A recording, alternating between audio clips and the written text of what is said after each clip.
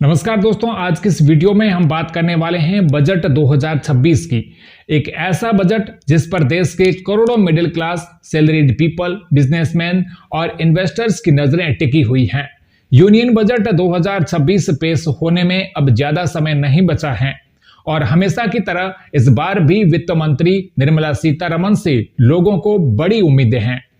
पिछले कुछ सालों में सरकार ने नई टैक्स रिजीम को आगे बढ़ाने की पूरी कोशिश की है, लेकिन महंगाई, बढ़ते खर्च और बदलती लाइफ स्टाइल को देखते हुए अब लोगों को रियल रिलीफ चाहिए।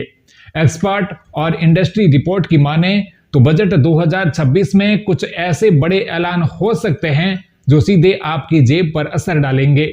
सबसे पहले बात करते हैं टैक्स स्लैब रिवीजन की। पिछले बजट में सरकार ने नई टैक्स रिजीम को काफी अट्रैक्टिव बना दिया था और 12 लाख रुपए तक की इनकम को प्रैक्टिकली टैक्स फ्री कर दिया गया। लेकिन जो लोग अभी भी पुरानी रिजीम यानी ओल्ड टैक्स रिजीम में हैं, उन्हें खास राहत नहीं मिली थी। इस बार उम्मीद है कि सरकार ओल्ड रिजीम के टैक्स स्लैब में भी बदलाव कर सकती है ताकि टैक्स पेयर्स को अपनी जरूरत के हिसाब से रिजीम चूज करने का रियल ऑप्शन मिले। अब आते हैं टीडीएस सिस्टम पर। आज की तारीख में अलग अलग ट्रांजैक्शन पर अलग अलग टीडीएस रेट्स लागू हैं, जिससे टैक्स पेयर्स को कंफ्यूजन और कंप्लायंस की प्रॉब्लम होती है। एक्सपर्ट का मानना है कि बजट 2026 में सरकार टीडीएस रेट को सिंप्लीफाई कर सकती है और इन्हें सिर्फ 2 या 3 स्लैब में लाया जा सकता है। ऐसा हुआ तो सैलरी क्लास के साथ साथ छोटे बिजनेसमैन के लिए भी टैक्स फिलिंग काफी आसान हो जाएगी। इस बार बजट में रियल एस्टेट सेक्टर से जुड़ी एक बहुत ही बड़ी उम्मीद है होम लोन डिडक्शन को लेकर।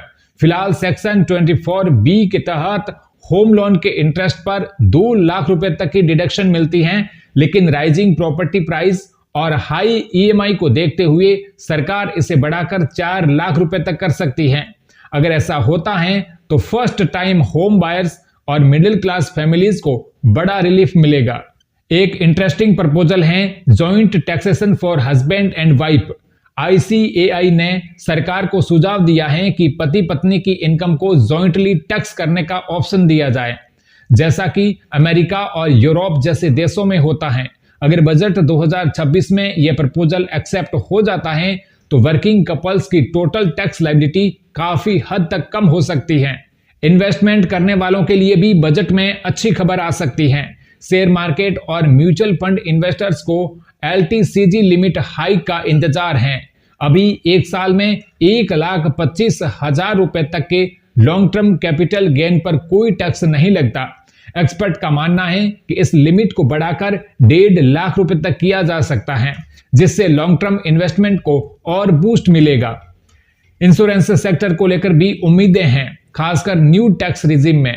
अभी टर्म इंश्योरेंस और हेल्थ इंश्योरेंस प्रीमियम पर टैक्स डिडक्शन सिर्फ ओल्ड रिजीम में ही मिलती है।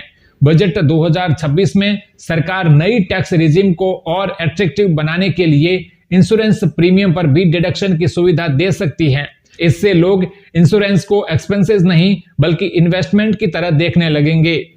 अफोर्डेबल हाउसिंग को लेकर भी सरकार बहुत बड़ा फैसला ले सकती है। फिलहाल मेट्रो सिटीज में 45 लाख रुपए तक के घर को ही अफोर्डेबल माना जाता है, जबकि रियलिटी ये है कि इतने में घर मिलना मुश्किल हो गया है। सरकार इस लिमिट को बढ़ाकर 75 लाख रुपए कर सकती है, जिससे ज्यादा लोग अफोर्डेबल हाउसिंग स्कीम का फायदा उठा पाएंगे। ग्रीन फ्यूचर की बात करें तो इलेक्ट्रिक व्हीकल्स यानी EVs पर भी राहत मिलने की उम्मीद है। सरकार EV लोन्स पर इंटरेस्ट रेट कम करने या सब्सिडी बढ़ाने जैसे कदम उठा सकती है। इससे पेट्रोल डीजल व्हीकल से लोगों का झुकाव इलेक्ट्रिक व्हीकल्स की तरफ बढ़ेगा और पॉल्यूशन भी कम होगा। म्यूचुअल फंड इन्वेस्टर्स के बीच एक चिंता का विषय रहा है डेब्ट फंड का टैक्सेशन। पिछले बजट में डेब्ट फंड के टैक्स रूल्स काफी स्ट्रिक्ट कर दिए गए थे, जिससे निवेशकों का इंटरेस्ट कम हो गया। बजट 2026 में सरकार इन नियमों में कुछ फ्लेक्सिबिलिटी देकर इन्वेस्टर का भरोसा वापस जीतने की कोशिश कर सकती है।